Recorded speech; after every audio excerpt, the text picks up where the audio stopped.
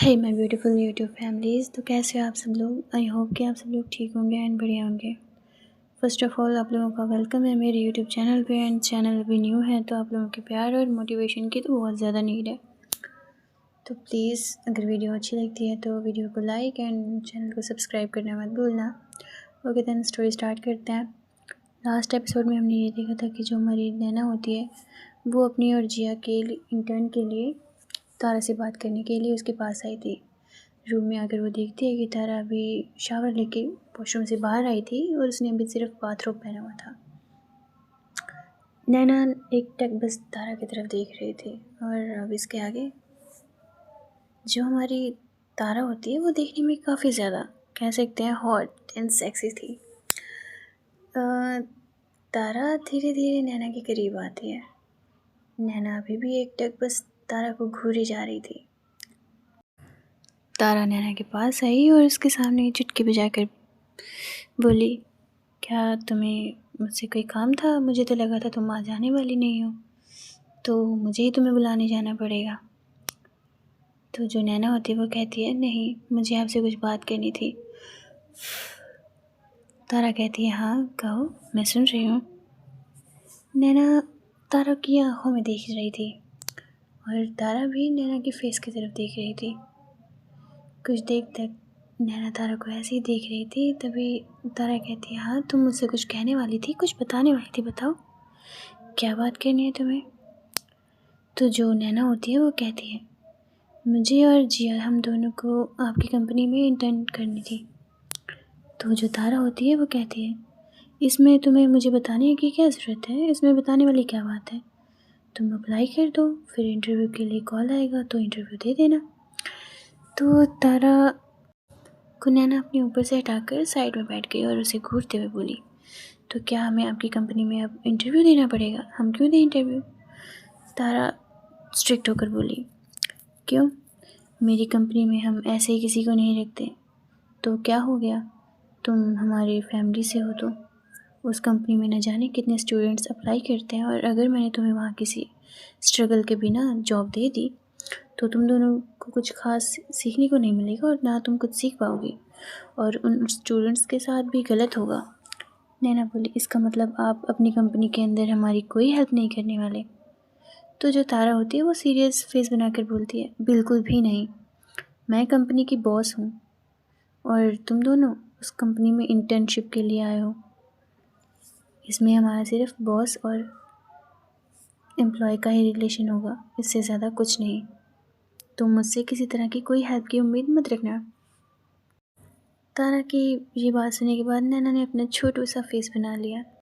इसके आगे नैना ने कुछ नहीं कहा, बस अपना सिर नीचे झुकाकर वहाँ से जाने लगी। उसके बाद तारा ने नैना को अपने पास खींचा और उसके फोरहेड पर किस करके उसे अपने पास लिटा लिया।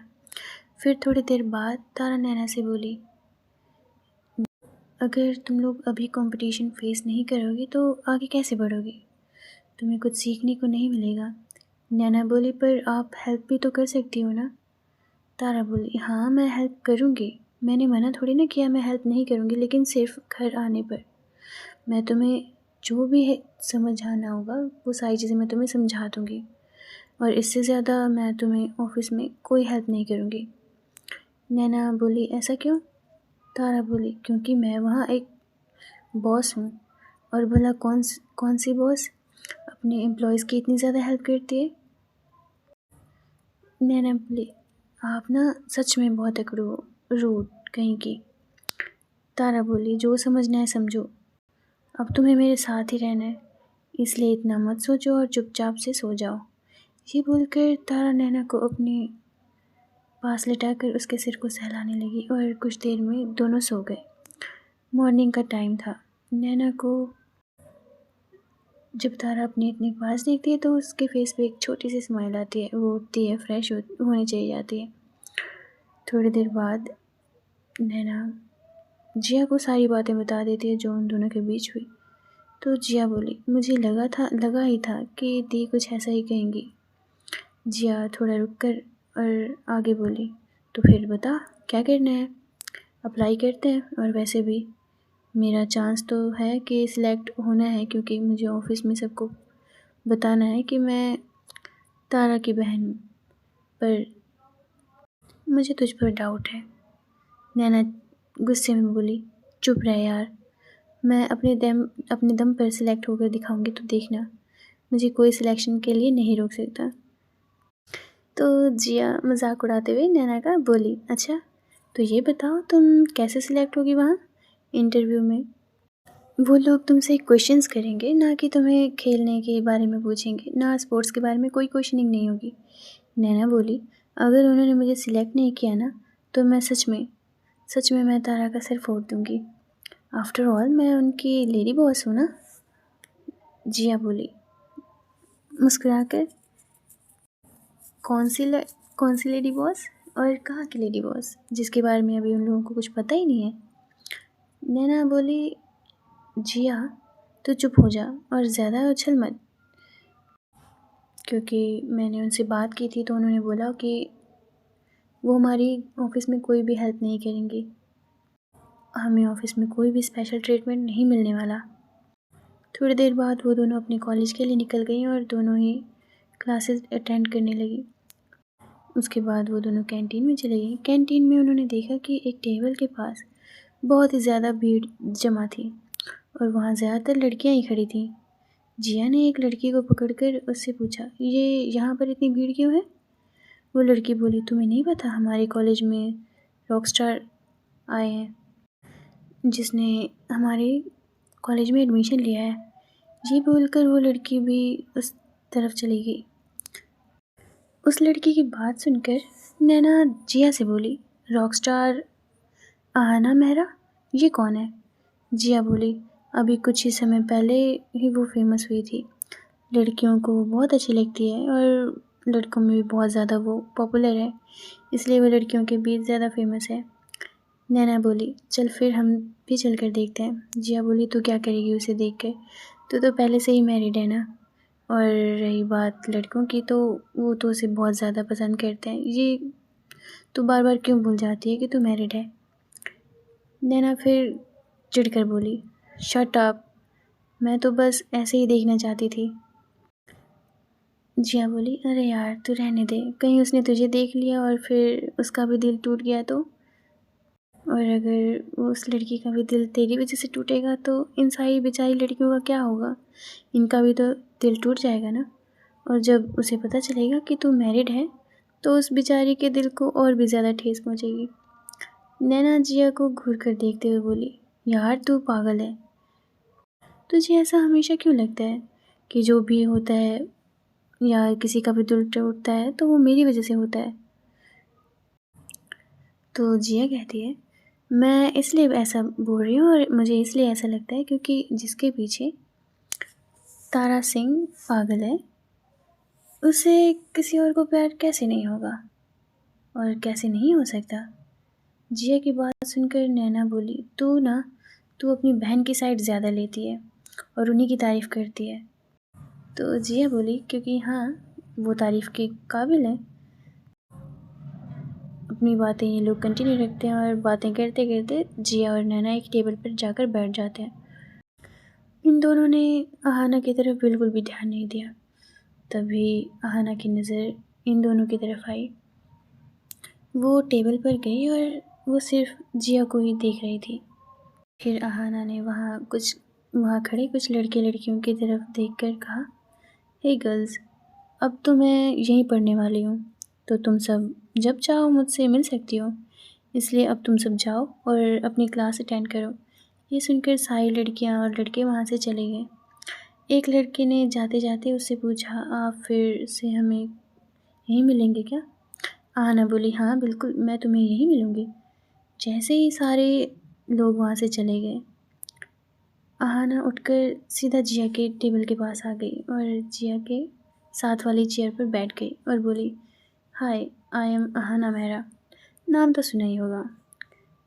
जिया इससे पहले कुछ कहती, उससे पहले ही नैना बोलती है, नहीं। ये सुनकर आहाना ने नैना की तरफ घूर कर देखा और बोली, मैं तुम्हें अपनी जनरल नॉलेज को अपडेट करने की ज़रूरत है, मुझे लगता है। ये सुनकर नैना को गुस्सा आ गया और वो बोली, ओह हेलो, तुम खुद को समझते क्या हो? तुम खुद को समझते क्या हो? आहाना बोली, रॉक स्टार। तभी जिया बोली, ये हमारी टेबल है, तो तुम यहाँ से जाओ। यहाँ क्या करने आए हो? आहाना बोली, मैं यहाँ तुमसे बात करने आई हूँ। तभी नैना बोली, हम तुमसे बात नहीं करने वाले, बिल्कुल भी ना ही इंटरेस्टेड है। आहाना झट से बोली, मैंने कब कहा कि मैं तुमसे बात करने आई हूँ? फिर उसने जिया की तरफ देखा और बोली, क्या तुम आज शाम मेरे साथ कॉफ़ी पीने चलोगी? जिया बोली, बिल्कुल भी नहीं। ये सुनकर नैना हंसने लगी।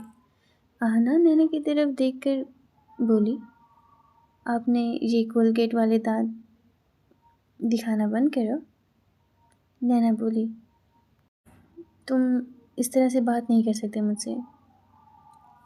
फिर एक बार आहाना ने उसे एटीट्यूड वाला लुक दिया। नैना उसके आगे कुछ नहीं बोली। फिर आहाना जिया की तरफ देखकर बोली, मैंने पहली बार जब से तुम्हें देखा है तब से मैं तुम्हें देखती रह गई हूँ। शायद इसी को लव एट फर्स्ट साइट कहते हैं। तभी नैना बोली, उफ ये फिल्मी लाइंस। आहाना बोली, तुम्हारी प्रॉब्लम क्या है? कहीं तुम अपनी फ्रेंड से जल तो नहीं रही? क्योंकि मैं तुम्हारे होते हुए तुम्हारी फ्रेंड को पसंद कर रही हूँ। आई कैन सी कि तुम बहुत सुंदर हो, बहुत क्यूट हो और ब्यूटीफुल भी हो, लेकिन मेरा ये दिल तुम्हारी फ्रेंड पर आ चुका है। आहाना आगे बोली, लेकिन मैं पूरी तरह से श्योर हूँ कि तुम्हारा कोई ना कोई तो बॉयफ्रेंड होगा, और नहीं भी हुआ तो तुम्हारी खूबसूरती देखकर ज़रूर किसी माफिया का दिल तुम पर आ ही जाएगा, और तुमसे दिल लगाकर मुझे मरने का कोई शौक़ नहीं है। इसलिए नैना, तुम चुप करो और मुझे मेरे लव एट फर्स्ट साइट पे बात करने दो।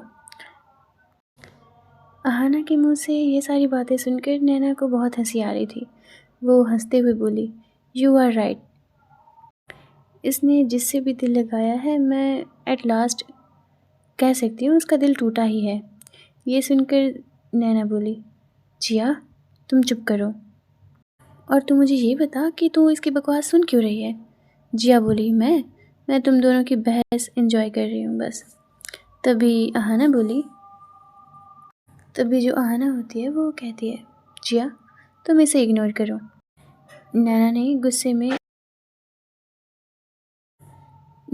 गुस्से में आहाना पर पानी फेंक दिया और बोली, ओए हेलो, तुम ये रोड साइड रोमियो की तरह मेरी फ्रेंड के पीछे मत पड़ो, और तुम्हें मेरी फ्रेंड मिलने वाली नहीं, और तुम इसके पीछे घूमने की हिम्मत भी मत करना।